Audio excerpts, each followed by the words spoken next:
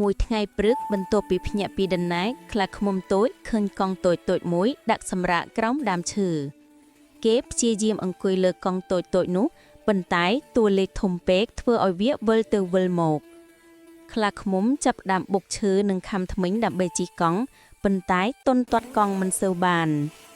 បៀតូចហៅមកជួយលើកទឹកចិត្តប៉ុន្តែខ្លាឃ្មុំនៅតែអាក់អន់អូគេបាត់តុល្យភាពហើយហូបលេចថ្លោយចូលទៅក្នុងព្រៃតូចៗមួយក្រោយមកកំព្រុកជាងជួសជុលមកជួយគេនិយាយថា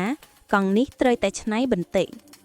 កំព្រុកឈប់ឆាកជួសជុលកង់យ៉ាងឆាប់រហ័សខណៈដែលខ្លាឃ្មុំរងចាំដោយការរំភើប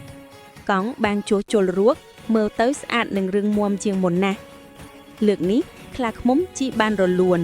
វាសើចសប្បាយខណៈបៀហៅតាមចិត្តទាំងបីគ្នាអបអរសាទរជោគជ័យខ្លាឃ្មុំភ្ញាក់ផ្អើលណាស់ដែលតែបណ្ដាលកង់តូចៗនេះបាន